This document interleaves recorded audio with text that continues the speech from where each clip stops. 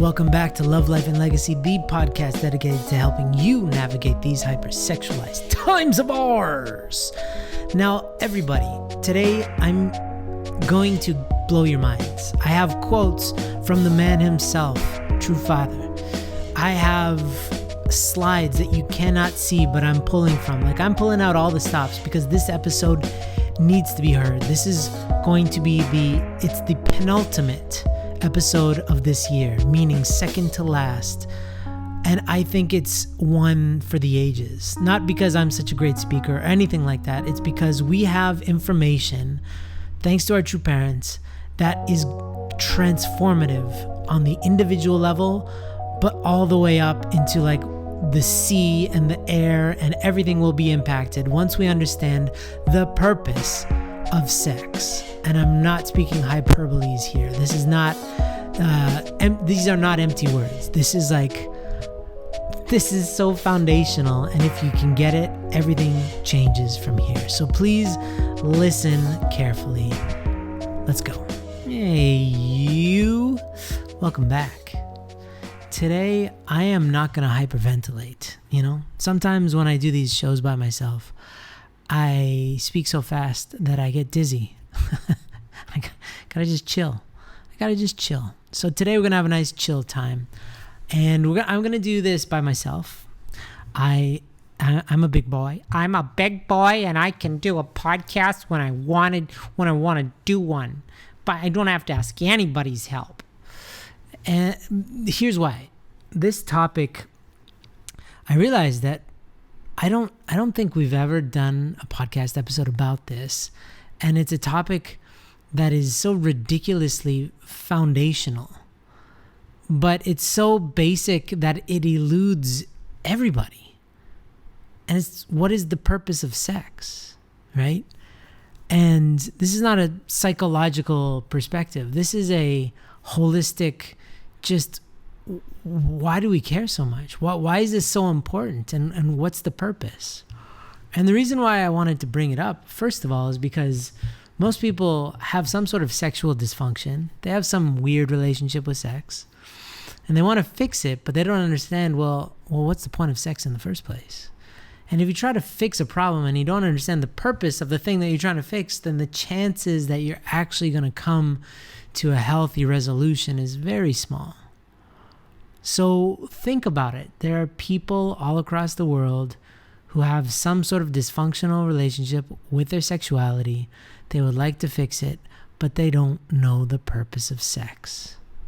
You have to understand that this is where our movement, the unification movement, the family fed movement, the Holy Spirit, heavenly, holy community for holy, heavenly, high spirits, whatever we're called, we are in a unique position to actually answer that, not with theology, but with a truth that rings so clearly and it resonates so perfectly with like your bones. When I speak about this stuff, I cannot just repeat information from my head that I haven't fought with to understand. It's just not how I operate. I feel like a fraud. So if somebody tells me something and then I just parrot that information, I just go, he said this, I feel completely empty, and it's not a good feeling. So when I speak about stuff, it's after wrestling with the idea. All of the talks that I give and have helped to create for High Noon, they're all coming from ideas that I've wrestled with either by myself, because I've through a lot of prayer, through a lot of debate, or something that I've inherited from somebody else through healthy debate and conversation and philosophizing, right? Just not from a shallow place. And this topic in particular, what is the purpose of sex, wasn't an issue. It wasn't an item in our conversations that we were having until like year 6, something like that, 6 or 7 into the process of talking about High Noon stuff. Think about that. For 6 years, we were talking about sex. And for 6 years, we didn't really address the topic of what is the purpose of sexuality. And this is even after reading True Parents' words. It's kind of like they hit us, but they didn't sink in. This was True Father's, one of his biggest pains, I'm sure, is that whenever he would talk about these deep things, this information usually fell on deaf ears, because we're really, just dealing with life at a very superficial level a lot of times. So I please open your mind and let's go on a journey, because I've created I'm pulling slides out here that you can't see. I've taken notes. Like, this is organized. Y'all don't even know, but I'm organized today for you, because I want you to get this. I want you to really catch this. If you can understand this topic, your life will be exponentially more simplified and more enjoyable, because it's a basic thing that most people do not have on lock. So first, I wanted to talk about what the world says about this, right? Because if you ask most people, and this is the scary part, and this is why High Noon, we advocate, do not learn about sex from the internet, because the internet only gives you information and it's disjointed from love. You need to talk to people. Sex is ultimately about other people. Spoiler alert. It's about other people. So you should learn about it from other people, and not just nameless, faceless other people. You don't want to be having sex with nameless, faceless other people. So why are they the ones informing your view and your understanding of sexuality? Okay, so first and foremost, most people learn about sex from other people that don't care about them and that they don't care about. So this is a bad first start. So that's either through education, you Google, or for the most part, it's from porn, to be honest, which again are nameless, faceless people in a sea of nameless, faceless people. And then your sex is now deeply entwined and interconnected with namelessness and facelessness. So just nothing. That's not a good way to start, okay? So how does the world view sex? Like, what would they say? If you were to ask your professor, your boss, your neighbor, what is the purpose of sex? What do you think that they'd say? Well, most people would actually say that it's just for enjoyment. It's just for the sake of itself. That's, if you think about it, that's what movies, and that's especially what advertising, like supermodels being super attractive, everything in our world is guiding us towards wanting sex, as that is the goal. That is the end goal, is to have sex. And that's ridiculous, because sex is not an end point. It's in many ways a beginning point, or at least a middle point. But we believe deep in our hearts that it's the end point. It's why we buy the leather jacket to look cool to get the girl. Or it's why the woman wears that really nice dress to attract the man to seal the deal, right? Like that's how we organize and arrange so much of our life, is to be attractive to the people that we want to ultimately have sex with. And that's how the world presents it, like what sex is and is meant to be. Is like, that's the end goal. And then they'll just kind of, and walk away. See, I solved your problem. You asked me a question and I gave you an answer. The purpose of sex is sex. And even just at a very basic level, that doesn't make any sense, right? Because there's something happening. There's an exchange happening. So what is that exchange, and how important is that exchange between two people? So one thing I would love for you to understand is that the world teaches us what I call the masturbation model for sex. It's completely self-serving. It's about you training yourself to learn what you want and getting other people in your life to give you that. That's what porn teaches us. That's what all, education that came from Playboy, that then went into movies, and it's all very self-serving, okay? And what it does is it trains us to basically just focus on the body and what it wants. It's very what's called hedonistic, which is feeding your senses, your physical senses, and making those the dominant force in your life. So hedonism is all about, I want this, so therefore I need it. And so therefore it's the most important thing in my life. Now, in that, if you can imagine the human body or the human as 4 parts: the mind, the heart, the spirit, and the body, okay? When you live in the masturbation model, it's all about the body. The mind has very little say. When the body is trained, like when you're really feeling sexual and you've trained yourself to just feed your body when it wants food, have sex when it wants to have sex, then your mind has no say. Because it's like, are you sure this is a good idea? Shut up. Get back there, right? Your heart, completely cut out of the conversation. And your spirit is in a headlock and it's tapped out. It is not awake during this transaction because your body is completely in charge. So what ends up happening is that it trains your brain to view sex as a hormonal need. I need it. Just look at any advice from psychologists. They say you need to release semen. You need to have sex. You need to masturbate. This, you have to understand, comes from Alfred Kinsey, that came from Freud, which is this flawed view that we're basically just animals. And if you refrain or kind of, control yourself, dare I say control yourself, that is actually a form of repression in their view. Is that you're actually doing yourself and society harm by not acting out on your hormonal needs, your sexual lust. That's what we're trained. And again, it's like, it runs so deep, and it's in the subtext of all of the marketing and all the movies that we watch. Okay? So it trains our brains and trains our view to just think that sex is a hormonal thing. It trains us artistically to be distant from other people during the act of sex. So that's what hookup culture is. Right? All these apps that are just about hooking up and having sex, never allowing yourself to put your heart in the mix because that's dangerous. Love is dangerous, but sex is safe, right? That's how we view it.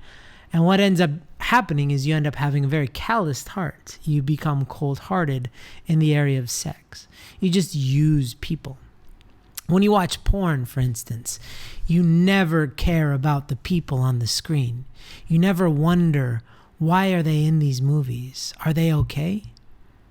To be honest, we don't have exact statistics, but a massive amount of porn actors and actresses are either being drugged and forced into that act, or they're being forced because somebody's stolen their passport and they're just being used. Like, there's so many and it's not everybody. Right? But I guarantee you, if you watch porn for any amount of time, you've seen these people and you didn't know that it was them because they're acting like they're just having a good time when in fact they're just slaves. We don't know. You cannot, but if you play a percentage game, you've absolutely seen, if you've watched porn, somebody who was doing this act against their will and they were a slave. But we never even consider that when we're in a possessed state. When our body has possessed our senses, we are not thinking with our hearts whatsoever, empathetically. Our empathy is low. And actually, porn, they've done studies, really destroys your sense of empathy in general. Like, not even just about sex, but in general, you become a less empathetic person. You just become a more needy and taking person instead of a caring, giving person, right? And in terms of spirit, it teaches, like the masturbation model teaches you to use sex as a tool of avoidance and escapism, escaping hard work. But actually, when you get into the blessing and marriage long term, sometimes sexuality is work because you have to restrain yourself. You have to control yourself. As a man, in order to really pleasure your wife, you have to take care of her needs. And it means slowing down. It means breathing. It means focusing on their needs. And that is spiritual work. If your body's just in control, you don't care about that person. You're just there for your needs, and then you're in and you're out and you're done. But if you've trained your spirit to actually care for somebody, then all of a sudden now you're sacrificing your pleasure for theirs, or at least you're delaying your pleasure for theirs. And if it's a healthy relationship, then there's reciprocity. You have two people now giving each other pleasure, and that's their focus, and that's beautiful. But that's the opposite of what the masturbation model teaches us. So you have to understand that in this world, we're taught that our desires, our sexual desires, should dictate our actions. And when you live like that, your life becomes very terrible. You lose control. That's what is projected as being the ultimate freedom, right? If you're given this freedom to do whatever you want, have sex with anybody all the time, as much as you want, no consequences, what is actually the price? Well, the price is now you're a slave to your urges. So what is being sold to us as freedom is actually slavery. We are now a slave to needing sex as a way to feel normalized in this world, rather than being a whole person that gives freely their sex to their partner, to their lifelong spouse. It's a very, very different spirit. Okay? So that's kind of like the negative. I'm focusing on the negative first so that I can end with the positive. Because if we look at, well, if the purpose of sex isn't sex, then what is the purpose of sex? Well, guess what? I got 3 quotes right here from the man, True Father. Now, True Mother doesn't speak a whole lot on sexuality, and I can see why. She's from North Korea in a very conservative time, and it's not at all something that she feels she wants to talk about. True Father, that was his thing, and he's a very different person. So to not compare them is important. But because True Father was who he was, we have a plethora. We have an abundance of quotes on the topic. So I just picked out 3 really good ones. By the way, all of them can be found in the Core of the Universe book. Find it on a new website coming out. I don't know, by the time this comes out, this episode, maybe the website will be live. Go to highnoon.org. Check out Core of the Universe. Okay, here's the first quote. This is from 1986. If a man insisted on absolute ownership over his reproductive organ, and a woman did the same with hers, both would remain exactly where they are without moving for all eternity. This is not right. Pause. This is Andrew speaking again. Think about that. Think about where our society is at. Don't you think that that's basically dating as we know it? That they're just insistent on their own sexuality towards each other, and so they're stuck, which means they can't have long-lasting relationships. So what do? They justify it, and they just get into more relationships, and they have what's called body counts. They're just having this kind of trail of people that they've slept with no meaning, no value, no connection emotionally, spiritually, just bodies. Why? Because they're stuck. Okay, going back to the quote now. In order to have the other come to my side, and for me to go to the other side, ownership should be exchanged. Marital love is that kind of action. The value of the action of giving and receiving appears only when the ownership of the reproductive organs has been exchanged through marriage. Pause again. You cannot offer ownership to your spouse, everybody listening, unless you have ownership over your sexual organ. This is what we're training through our Ascend program. Okay, this is what we're training through any conversations you have with us, is helping you to reclaim ownership over your sexuality. You do not have ownership over your sexuality if you use your sex to escape through porn, through masturbation. That is not ownership. You're actually just using your sex in order to escape. That is not healthy, and that is not ownership. Back to the quote, last paragraph of this first quote. When a wife faces her husband, is her reproductive organ her own? The owner of the wife's organ of love is her husband. The owner of the husband's organ of love is his wife.